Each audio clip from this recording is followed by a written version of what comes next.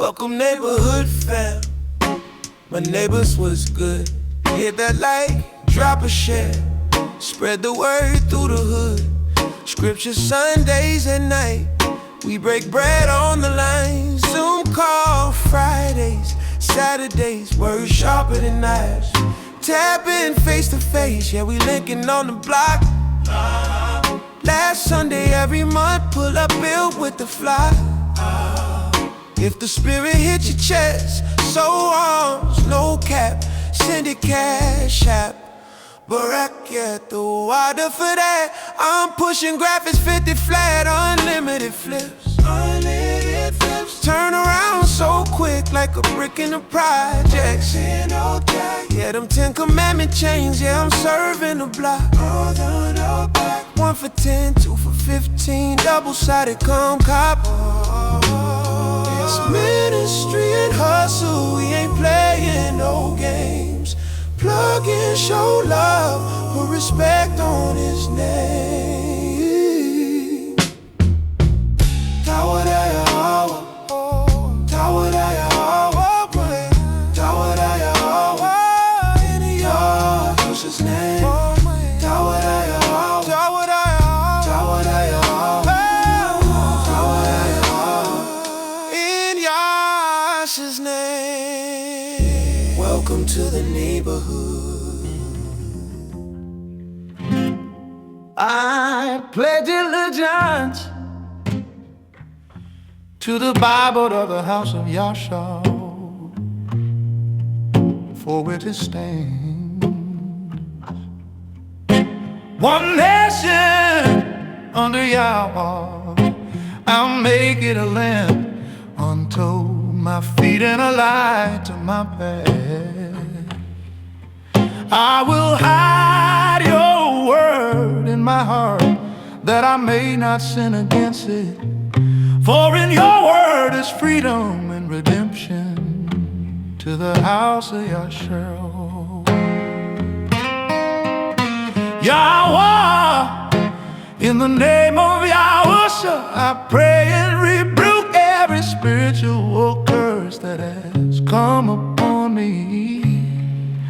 In my household, whether visible and or generous and less, let every chain be broken today, and let evil have no right to enter. Yahweh, I declare that our spouses, our children, and our families are covered by the blood of Yahushua. Build a spiritual wall of protection around us, so that no curse or tide or strife can enter our home. In Yahushua's name, Yah the Barak Yahweh.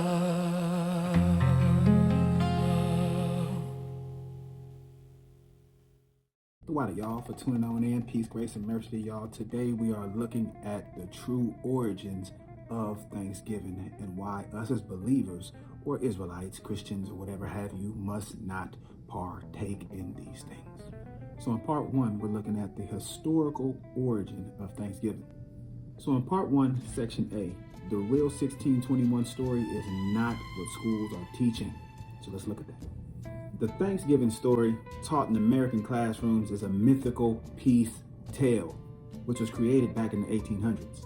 The real history, it involves forced land seizures, biological warfare, mass starvation caused by colonists stealing native stores, broken treaties, enslavement of indigenous people, and killings. Obviously, it's a massacre.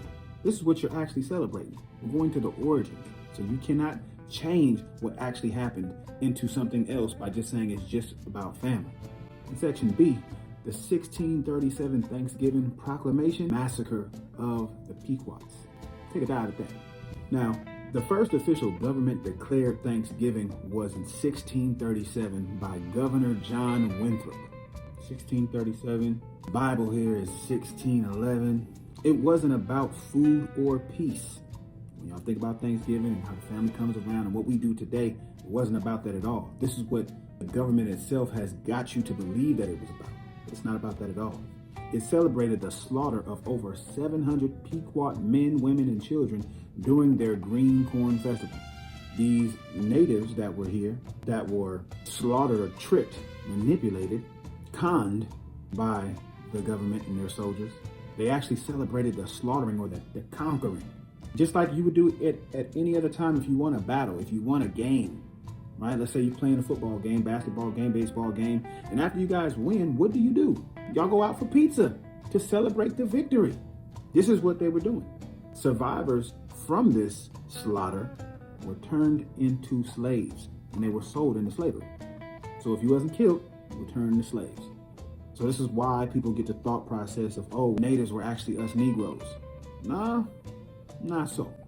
In section C, why Americans celebrate it today. Look at that. So jumping about 200 years later from what Governor John Winthrop declared through the government, Abraham Lincoln made Thanksgiving a national holiday. So remember, before it was first an official government declaration for Thanksgiving back in 1637. Now Abraham Lincoln, over 200 years later, is making Thanksgiving a national holiday in 1863. And this was not for the Most High. This was to boost wartime morale because they needed something to celebrate. It was an ugly time for just about everybody. It was to promote national unity and create a harvest festival rooted in Americana. America. They wanted something to have and call their own. This is lined directly up with the heathen custom. None of this had to do with the Most High. It is deeply tied to colonial identity. It's not tied to righteousness. This is where you get your patriotism from. When you want to, this is my country, I love my country, this is my country. Yeah, most, if not all of it is rooted in lies and wickedness. Just like all the celebrations you have are rooted in lies and wickedness. This is why all the celebrations that you celebrate come from somewhere else, but America names them something different. And you take it and you say, oh, this is beautiful. This is beautiful. This is exactly what we wanted. Yes, of course it is. And then they put it on TV so you can buy it up. They promote the ham, the turkey. They promote the Thanksgiving, the smells. So it's all doctrine. It's all in your mental. It's all through your eyes. It's all subliminal. This is why they get you to want to do it. This is why even right now you go through the malls, the stores, and they're already playing Christmas music because they're gearing you up for the next thing. Meanwhile, what do we complain about? All these laws are crooked and wrong and all that. Well, it's because while you were blinded by the bullshit, you were then ushered into something else that they wanted you to do. So they created these holidays just so they would have a reason to call it their own. Harvest festivals rooted in America. So they changed everything up and made it Americanized. So when you go look into Christmas, you can see it's Saturnalia. Saturnalia is linked to Greek and Roman festivals, but they wanted to make something their own over here. Same thing. Part 2, why Thanksgiving is a pagan, wicked custom. You're gonna learn today. In section A, we're looking at pagan harvest festival roots and where it comes from. So something to think about is, long before America existed, Europe celebrated harvest feasts, fertility rituals, offerings to gods of grain like gods like Ceres, Demeter, or Frey, etc. They got all these millions of gods, just like in Egypt. They got all these millions and millions of gods, and a lot of our people think that we're Egyptians as well. So to think that we're Egyptians and we are the indigenous of this place is just ridiculous. We don't even want to be the Most High's chosen people. Why? Because even in that, you're still running away from the thought process of you being special. Because the Most High calls us special in this book, and we're supposed to lead this world in righteousness. But y'all all got that Martin Luther King thought process. Can't we all just get along? Oh, we all just need to come together. Yeah, we can come together, but not as you think. It needs to have discipline, decency, and an order. Whose order? The Most High's order in this book, not by your order and what you designed, because it's never worked, people. Martin Luther King said it. I have led my people into a burning house. Why? Because he recognized that what he did was foolish, and it actually hurt us more than it made us strong. So when we were just around ourselves, guess what? We were building up cities, building up communities. We were growing and staying strong. So guess what? I'd rather die being with me and my people, growing our lineage, our families, than to be intertwined with everyone doing wickedness. Now, that's something totally different if we're staying with our people, you staying with your people, we're building in righteousness where we can build in, and we're following an order that the Most High is leading us in, which is keeping us all in our rightful places. This is what the Most High wants. This ain't the Rosh saying this. This ain't the neighborhood saying this. This is what the Bible says. In Thanksgiving, it borrows heavily from these pagan harvest rituals. All of these come from somewhere else, and America has adopted it, but changed the name. This is why they say America is a melting pot, because it takes all those false gods and melts them all together, and then comes out the other end, and it's Christmas now, Thanksgiving now, Halloween now, Valentine's Day now. That's what it's turning into. Section B, we're also going to look at the spirit behind it. Thanksgiving, it promotes pride, gluttony, national allegiance, when you should be alleging and pledging your allegiance, as you sung along and read along at the beginning of the class with the allegiance prayer, is allegiance to the Most High, not to this nation. Celebration of slaughter, placement of biblical feasts with man-made ones. It's spiritually dangerous because it sanctifies wickedness in its history and hides it in celebration. So what's the best way to get people to align with you, whether you're wicked or righteous? Is to make it fun. And if it's on the wicked side, it's like we gotta push the fun even harder, because we really got to get you to bite on this. And that's why when we say the reason for the season, have the spirit, joy in your heart, we relate all these things in our mind to Christmas time, to Thanksgiving, family, all warm and loving, hugging, all that. Meanwhile, all of you have adopted heathen pagan culture, which goes against what the Most High is telling us to do. If we're telling you, right, other brothers and sisters is telling you, hey, let's stop doing those celebrations and let's get back to what God's celebrations are. And then on top of that, let's just see each other more. Let's just build more time with each other. Let's take off of work outside of the days that they give us. Let's take off of work and spend some time. Oh, we got to pay bills. So what you saying? Well, actually, we could actually come together and build something as a family. And then that way, no one is governing when we can spend that time together. But you all want to be independent. And in that independence, it leads you down doing the ways of the heathen. Because now you want to do as everybody else because you're a grown-ass woman, you're a grown-ass man. I could do what I want. Instead of following and depending on the Most High's word and trusting that this is righteous rather than what you've been led to believe is righteous. So in part 3, we're going to look at why the Bible tells us as believers or Israelites not to participate. In the first section A, we're looking at do not learn the ways of the heathen or other nations. So that's the definition of heathen. It's other nations outside of Israel. So next, we're going to look at the scriptural foundation for staying away from the celebration of Thanksgiving. Now, somebody asked me earlier, are you going to eat Thanksgiving food? Well, I'm going to eat food, but you call it Thanksgiving food. They call it Thanksgiving food. There's no actual God of Thanksgiving. It's not real. So I'm going to have some food. If I'm invited somewhere, yeah, I'm going to go break bread with my family and love on them. Cool. But am I going to be walking around talking about Happy Thanksgiving? Am I going to join in on the prayer that all the family's going to do? No. I'm going to take my portion of food that I'm going to get, and I'm going to say my prayer over my food to the Most High through His only begotten Son, as I do with every other meal that I take. And guess what I do on Holy Day feast? I send prayer to the Most High for this feast of this festival that He has appointed. So I'm not joining in on this prayer of this fake ass Thanksgiving just because granny or my mama or my uncles or my sister or my brother or my whoever is slaved over the kitchen and the stove to cook and prepare this meal. You could have did this any day. You could have cooked this meal any day. I'm not bashing y'all. I'm not beating you over the head with it, nothing like that. But no, I'm going to pull up. I'm not going to go over there and preach and all that, but I'm going to drop some seeds. By seed, I literally mean, hey, why you don't celebrate Thanksgiving? Well, because, the Bible told me not to. I'm going to leave it just at that. I'm not going to go in and, hey, it say this right here. It say this right here. No.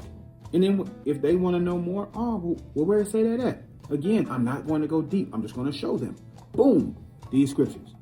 So let's get into those scriptures. So we're going to start off in Jeremiah chapter 10, verses 2 and 3 in the Good News. He says, do not follow the ways of other nations.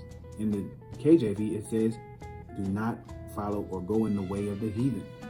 Do not be disturbed by unusual sights in the sky, even though other nations are terrified. So whatever they're paying attention to, you don't need to pay attention to. You keep your eye focused single on the kingdom, on the Most High, on His word. The religion of these people is worthless. The festivals, Thanksgiving, the Christmas, the Halloween, the Valentine's Day, the 4th of July, all of these other holidays, these are a part of their religious things. Religious just means to practice. So when they're practicing this, this is their religion. By you having to slave over that kitchen because Thanksgiving is coming, it's your religion. If I'm going to eat on Thanksgiving, I'm going to eat just like I eat any other day. I'm just going to eat, kick my feet up and eat. That's it. So it's worthless to the Most High. And then as you keep reading, it's talking about a custom, as we know, a heathen custom, which is one of the biggest, if not the biggest, in heathen customs in America right now, which comes from a Babylonian mindset from Tammuz. Go look into that. A tree is cut down in the forest. It is carved by tools of the woodworker. I'll read this in the KJV. It says, "Thus saith the Most High, learn not the way of the heathen." I said follow, but either way. Learn not the way of the heathen. What are the heathens? These are other nations, what we just read in the GNT. "And be not dismayed at the signs of heaven." Verse 3. It says, "For their customs, the religion of the people are vain." This is why when people ask me what religion I'm in, I'm not in a religion. I'm following the culture of my people and the Bible. We don't follow religion. The customs that we follow are of the word of the Most High. So we keep the feast days. This is just helping you get some more understanding. And you just have to put it into your mind that Thanksgiving is a pagan and political. This is the holiday of the nations because it puts the politics of how they want to govern this place and the paganism that comes from other nations from another place with different origins that have nothing to do with the Most High. So anything, any celebration, any custom, any tradition that doesn't have to do with the Most High is considered to be pagan. Now, does that necessarily mean you're a bad person because you're a heathen? No. Does it mean that you're bad for following pagan customs? No. It just means that the traditions you have are bad. So now you just need to stop doing those and start doing the righteous ones. This is only for those who believe in the Bible. If you don't believe in the Bible, this ain't no conspiracy channel. This ain't no conspiracy class. We believe in the Bible, so I only talk about things that contradict what the Bible says. Section B, do not honor bloodshed. Not honoring bloodshed. We're going to look at Proverbs chapter 31 and verse 3 in the good news. It says, "Don't be jealous of violent people or decide to act as they do." So when people are violent, we shouldn't follow violent, rude, aggressive, mean, disorderly, destructive people. We shouldn't do that, right? Well, this is exactly what you're doing on this holiday. This holiday is celebrating, because what do y'all people do? What do my people do? They say, "Oh, well, who made this? Who made the best dish?" Y'all talking about who made the best dish to celebrate the destruction of a people by the oppressors, the same ones who gave you this holiday to celebrate. Let's look at that in the KJV. "Envy thou not the oppressor." So to be envious, covet, and all these things, jealous and all that, that's a sin. And then you're doing it to an oppressor. So one who oppressed you. Now you're going to be envious of that, and it says, "and choose none of his ways." You're not supposed to be following anything that they do, especially when it comes to their religious holidays. No, you're supposed to be following biblical holidays. If you are a believer in this word, whether you consider yourself a Hebrew or not, you should be in agreement with this. And if you are, now it's time to just change your ways. That's all. Thanksgiving is literally an oppressor's holiday, celebrating conquest, conquering, taking over, destruction, massacre. This is what it's about. This is the same way when I ask anybody who's not Israel, I'm just putting it out there like this. Right? If you don't fully believe and serve the Most High, whether you're an Israelite or not, let's say you're an Egyptian, and you know that you're a full bloodline Egyptian, and we're talking about the Passover. It happens because the Egyptians would not let the Israelites go. So because they would not let the Israelites go, and they wouldn't follow the warning given by Moses in instruction to make sure things would be in righteousness and smooth and nothing would happen, the Most High ended up killing a bunch of firstborns and animals and all that of the Egyptians. Ask yourself this. If you as an Egyptian didn't fully believe in the Most High and the power that you've seen of what he did for his people, and you didn't convert your thought process over to believing in the one true living God, why exactly would you be celebrating a feast day such as Passover when it involves your people dying at the hand of somebody else's God? Again, do not skip over the part where there was mercy given, there was grace given. Just let the people go, it's going to be all good. But the disbelief, the mockery, this went against them, so it hurt them. Section C, do not take part in invented feasts. These are man-made. Why you shouldn't do it? So not taking part in invented feasts. We're going to look at Amos chapter 5, verses 21 through 24 in the GNT. The Most High says, I hate your religious festivals. Remember what we said before? Their religion. Remember in Jeremiah 10? Their heathen customs. This is their religious or customs festival. This is what they do. I cannot stand them. He says, I hate your religious festivals. I cannot stand them. When you bring me burnt offerings and grain offerings, I will not accept them. What does that mean? So when y'all create this feast, this is why I said I will not pray with my family. I will not pray with anybody over a Thanksgiving feast. I'm going to take my food, because it's just food, and I'm going to go to the side and pray to the Most High for this meal, not for a Thanksgiving meal that has nothing to do with him. Even though you want to try to mix it in and say, well, he says have everything with Thanksgiving. That's not the same thing, and you know it's not. And you're playing. So stop playing. He says, when you bring me burnt offerings and grain offerings. Now, when you look at a Thanksgiving feast, people are praying to the Most High to bless this feast table that got ham on there. All kind of abominable other things that people might choose to make on Thanksgiving. And then, just like we broke down with the origins at the top of the class, this has nothing to do with him. So the fact that it has nothing to do with the Most High, this lets you know he's not accepting of any of this. He says, I will not accept the animals you have fattened to bring me as offerings. So the things that you took your time to do all this slaving over the kitchen and all that, and then you want to hold hands around the table and pray to the Most High, or whoever you think you're praying to, he's not accepting it. Then when y'all start to singing, like when it comes to the Christmas carols and all of that, he says, stop your noisy songs. I do not want to listen to your harps. He don't want to listen to that music that ain't got nothing to do with him. Now, y'all want to talk about the nativity scene and stuff when it comes to Christmas and all of that. It's okay. I'm going to do a class on that too. I'm going to break down so y'all can have all of these in the vault. I'm putting these all in the playlist so y'all can go check them out. And I'm also creating songs behind all of these things. Y'all heard the song? But those can die out in his righteousness. His holy days can come back. His biblical holidays can come back. His customs can come back. But it's going to be so hard for you to accept his ways because you still want to follow the ways of your oppressors. In the KJV, he simply just says, I despise your feast days. These are your religious days, holidays that you keep, your festivals that you keep. Not that he told you to keep. The Most High, he rejects feasts not commanded by him. Because why else would he? That's like if your parents said, I want you to go do this, and go do this, and then go do this, and then come back, and I'm going to have a meal prepared for you. If you go out and you go eat a meal over here, then go over here, then have a meal over there, then go over here and have a meal over there, they come back, and then now you're talking about you fool, you don't want to eat. Well, where the hell did you eat at? Because I told you to go handle this, this, and this, and then come back. I didn't say go eat anywhere. I said you come back and I'm going to have a feast for you. So the Most High has feasts set up for us that we can enjoy. Mind you, most of y'all don't even know about these feasts. And these feasts literally last forever. And I'm gonna break down just the length of each feast once we get to that part. Section D. Israel or believers, we were warned to not follow Gentile or heathen customs. Now, you guys got to understand that we were warned not to follow their customs. I've been saying it over and over, but we're going to go to Leviticus 18:3. Do not follow the practices, religious practices, or religion is practicing. Doing something religiously is practicing. Do not follow the practices, the religion of the people of Egypt, where you once lived, or the people of the land of Canaan, where I am now taking you. Where you are right now is you're in a place that is known as Egypt, modern day Egypt, and you're following the customs of these people, and you're not sticking to what you claim to believe in. You're accepting of all things, and this is the issue. We create a gray area just to allow us to have our cake and eat it too. You're killing yourself.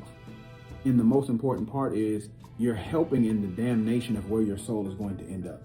Instead of fixing and repairing it to come back to where the Most High is trying to tell you to get right at. So we got to fix these things. So what does this mean? Don't follow the practices. It means don't adopt foreign traditions, holidays, or customs. If a man has a woman, he's not supposed to go behind this woman and go follow what her family does. No, he's supposed to bring them in, and now they follow what he does. Meaning this, in the Bible, Most High commends Abraham for getting his household to move in the direction that he set forth. You ever wonder why the commandment that says, honor thy father and thy mother? It comes from the father because he's supposed to lead. If you have a woman from another nation, or let's just say she's an Oriental or Asian or something like that, and she wants to keep celebrating what she does, when she becomes your woman, she got to put that down, because otherwise it's going to cause confusion for you and the children. And you guys need to be all following on this track. You cannot do both. The Messiah told us, how can one serve or love two masters? He's going to love one and hate the other. So this is the issue. This is why it's so hard to pull our people away from what they're doing and follow the Most High, because they've already chosen their master who they serve, which is the heathens. They serve the heathens in everything. So now we don't understand how to really get back to serve the Most High. This is why us on this side, we got to try to make this thing fun. We got to understand it more. We got to try to build things to create the event, the festival of the Most High, and bring it back to life. Because right now the heathen has got your mind, your soul, and your spirit wrapped up in thinking that that's what's true. That's something that you should continue to do. Section E, truth must replace lies. Get in the book. So we really got to replace these lies. Let's go to Psalms chapter 106, verse 34 through 38 in the GNT. They did not kill the heathen as the Most High had commanded them to do. Why? He instructed them that, look, if you kill these people, then you won't have to worry about following or getting involved with what they're doing. So it's either first, again, here's mercy. Drop what you're doing and just leave, or follow our path. With our Most High, drop down all your idols and follow us. Or if they buck up, now death, kill them. Verse 35. But they intermarried with them and adopted their pagan ways. Disobedience to the Most High. Why? Because, they look exotic. They look fun. The women are sexy. This is why. It's a problem. Yahweh's people worshiped idols, and this caused their destruction. They didn't just start off just worshiping the idols. They got the idol worship from the heathens, from the Gentiles, from the other nations that weren't given the commands. It's our job to be the leaders of the earth, to move it in righteousness. So that way nobody's worshiping idols. We all serve in the Most High, and there's order. Verse 37. They offered their own sons and daughters as sacrifices to the idols of Canaan. We offer our sons, our children, and daughters over as sacrifices. How? By introducing them into these customs and saying it's all right to keep doing it. We know it's bad and it'll kill you to continuously eat candy and overeat and stuff like that, but we tell them to get dressed in costumes which point out the spirit of ghouls or idolization of this character or that character. And we tell them to go out and go get candy that even the parents say that they won't eat. Thanksgiving, we tell them to celebrate it, even though you can just read on common knowledge that it was about a massacre. For Thanksgiving, on Christmas, you blatantly lie about Santa, and you lie about Christ's birthday being at this time period. And you also lie, nowhere in the Bible does it say to celebrate a birthday. Not even the Messiah's, let alone your other birthdays that you celebrate. So what are you doing? You're sacrificing the children over to their gods, their idols. Okay, verse 38. They killed those innocent children, and the land was defiled by those murders. So what ends up happening? Our children mentally disturbed. They have mental issues. They got spirits on them. Why? Because they're indulging in these things. What happens? I remember when I was coming up, a lot of people was into the Ouija boards, around Halloween. Why? Because where the hell are they getting this from? They're getting this from other nations who practice this witchcraft. This is what we're talking about. When it comes to these feasts, a lot of times, man, people are stressed out around the holidays. It's made to be stressful. Society around you is pushing you to do what? You got to get the Black Friday deal. You're going to go into debt every single time. And when you do this, this is polluting and defiling the land. So what do these scriptures here show us? It shows what happens when Israel, the believers, the true believers, the children of the Most High, blends with the nations. First off, you're supposed to stick with your people. Then you blend it without them dropping all of their idols and their customs and their religion. Then you adopt their practices. And then after you adopt their practices, you forget who you are, because you're so lost and entrenched in what they do that you are now lost. So section F, giving thanks to a false narrative, that is idolatry. Let's look at why. Now, what does it mean to give thanks to a false narrative? Well, let's go check out Romans chapter 1 and verse 25. They exchanged the truth about Yahweh for a lie. You're exchanging the truth about what the scriptures say, and you're saying they said we can eat, everything in Thanksgiving and give thanks and everything. So basically the Bible's telling us that we can celebrate Thanksgiving. No. Just like what I said before, when you eat food just on the daily, you give thanks for it. So every day is Thanksgiving. So why do you now need to follow the heathen in their lie? So now what you're doing is you are following and worshiping a false narrative. It says they worship and serve what Yahweh has created instead of the Creator himself. What you're worshiping is a man-made thing instead of worshiping what the Most High created for you to celebrate. That's the issue. It reads, who is to be praised forever. Amen. In order to show the Most High praise through our festivities, it needs to be the things that he told us to celebrate. Your parents say, hey, you do X, Y, and Z. Hey, we're going to celebrate your accomplishments. You graduated from college. We're going to celebrate that. You think that they're going to still celebrate with you if you go commit a crime? No. What do? We still celebrate niggas that come out of prison. We celebrate niggas for doing wickedness. This is what we do. The problem is you've changed everything from the truth to a lie, and from the lie to the truth. This is why you're so comfortable in celebrating Thanksgiving.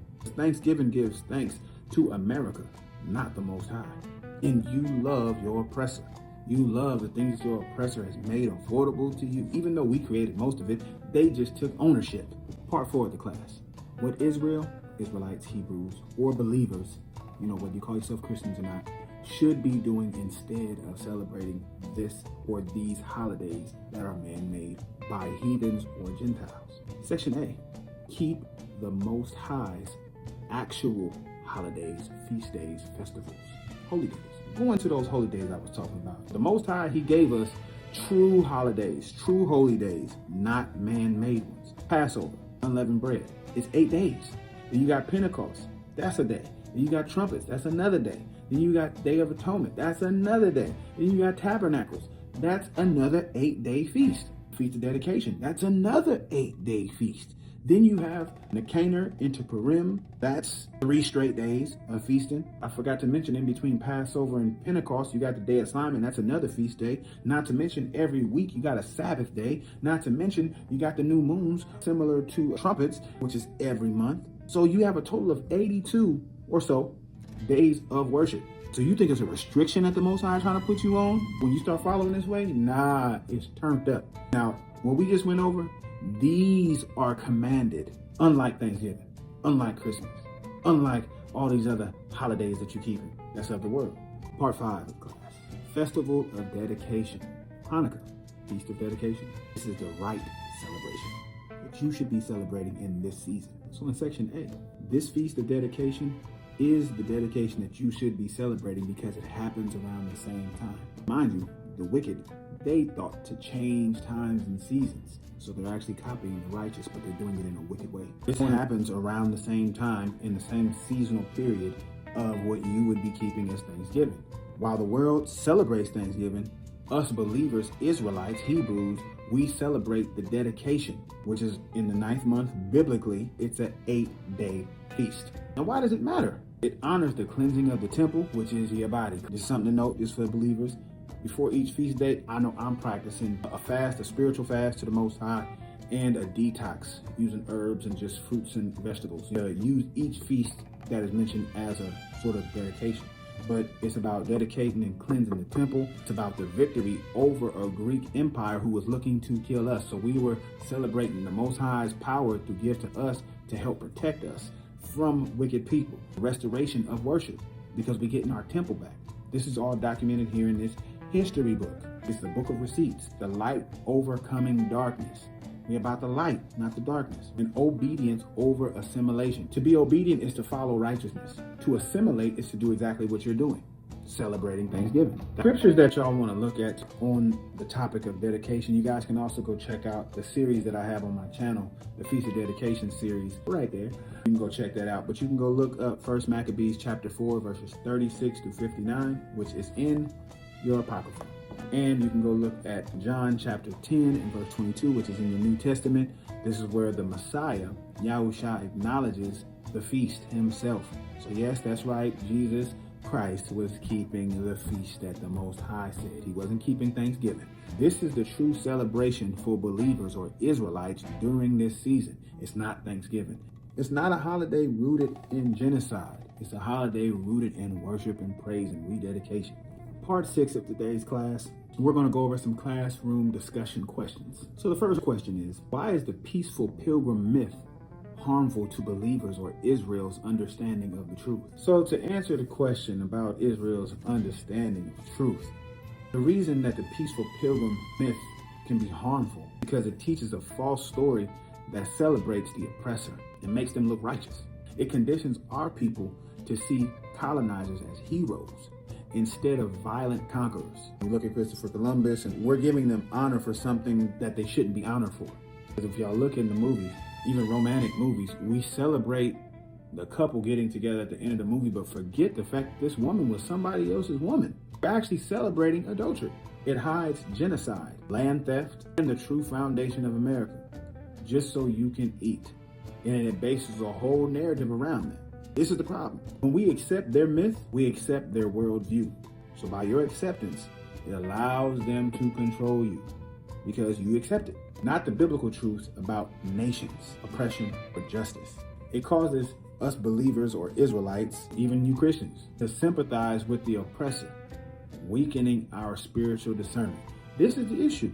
You're losing a spiritual vibration every time you partake in this because you're getting pulled in. Question 2. How does Thanksgiving spiritually condition our people to love oppression? Thanksgiving packages oppression and genocide into food, family, and good feelings. So it makes you feel good about something that underneath is really bad. It teaches us to celebrate a system that never celebrated us. So what do we celebrate? It makes our people grateful for surviving in captivity. You want me to be grateful that you didn't kill all of us? Nah. Instead of longing for deliverance and restoration.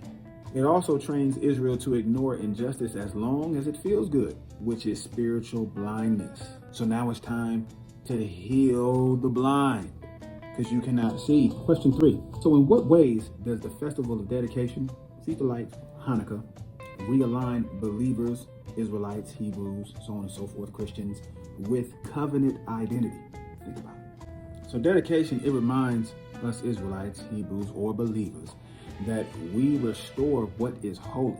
We resist Greek or Western assimilation. We don't assimilate with what they have going on. We demonstrate what the Most High says to do. We honor the Most High Yahweh's deliverance from protecting us from such heathens and their atrocities. We value purity, obedience, and national identity. This is what rededication means. We're coming back to our culture. So instead of celebrating a colonizer's feast, dedication calls us to clean our temples, get your mind, your body right, your heart right, your spirit right. Meaning, like I just said, your mind, get your home right, get your community together, and get your culture on track. Because all the hip hop rap bullshit, that's not our culture. Our culture is following the Most High in righteousness. We have to separate ourselves from that influence from the outside. It teaches us to celebrate victory, not victimhood. So all we're looking at is to celebrate the victory. We're not going backwards, we're moving forward, going towards the light, leaving darkness behind. Question 4. Why does the Most High reject these feasts, festivals, gatherings, celebrations he didn't command? Why? Man-made holidays always carry the spirit of the nations who created them. I mean, like, that's the essence of anything. When you go into a job or a building that you work at, what happens? There's a culture around, there's a spirit around this job on how they do things. They wear a uniform. That's what the boss wants. Same thing goes around for these holidays. This is why it has a look to it. There's a whitewashing to it because it comes from them. It doesn't have a black version. That's why they never made Santa to look black. He's white because it comes from their culture. It comes from their customs. Thanksgiving carries the spirit of conquest and deception. That's why you're deceived. That's why you think about the food and all that, the gluttony, because that's all they were thinking about, was taking over, gluttony, having more than was actually there, stealing. Christmas, it carries the spirit of idolatry. Halloween carries the spirit of witchcraft. Notice anything? The Most High refuses man-made feasts because they pull us into spiritual mixtures and false worship. His holy days are designed to shape identity, discipline, and covenant order. Man's holidays build pride, consumption, and nationalism. These are your issues that you accumulate. Question 5.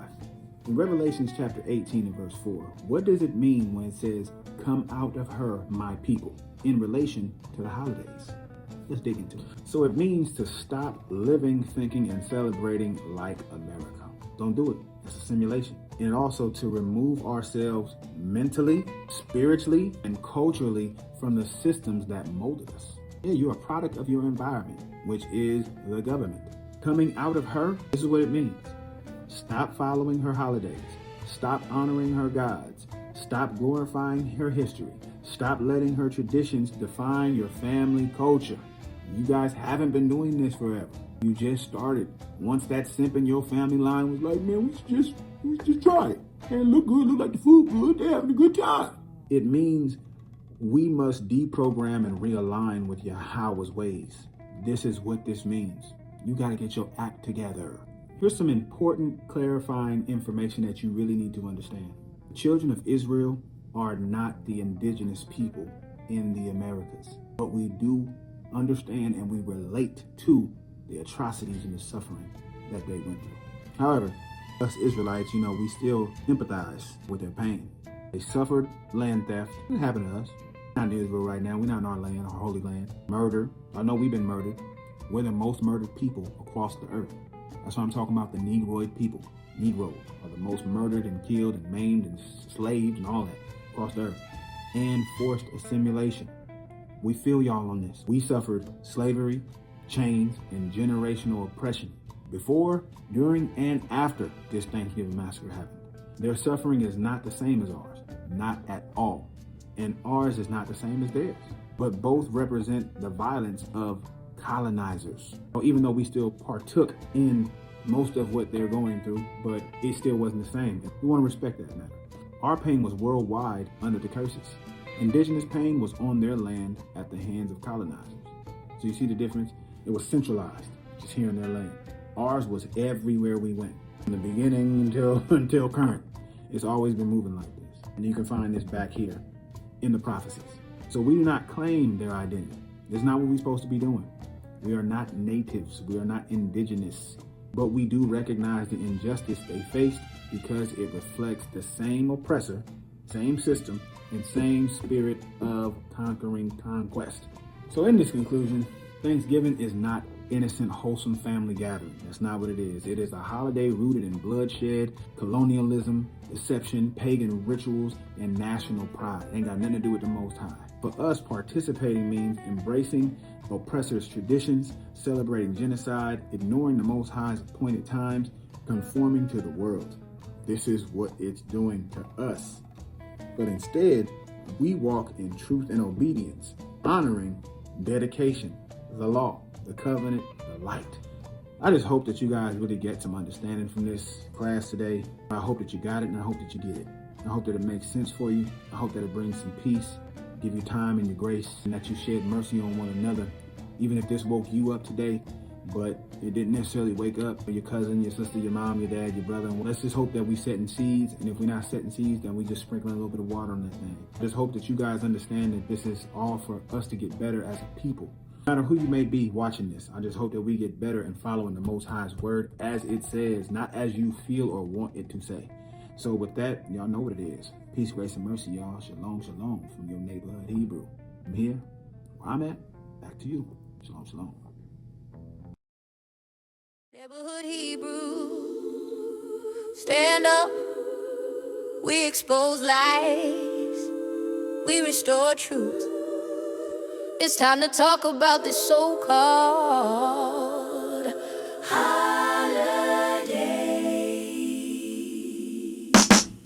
Hey, yeah, they feed you turkey and stuffing just to cover the story. Blood of the native, dripping heavy in glory. Pilgrims didn't feast, they conquered with fury. Mass graves, lost tribes, whole truth turned blurry. They invaded, enslaved, then rewrote the script. Painted smiles on the pain just to sugarcoat the split. Now every November, they replay the skit. But truth burns hotter than the fires they lit. And we Hebrews, we feel that pain too. Different tribes, same oppression that we lived through. Our captivity mirror what the natives went through. Both crushed by the same beast, same sword, same crew.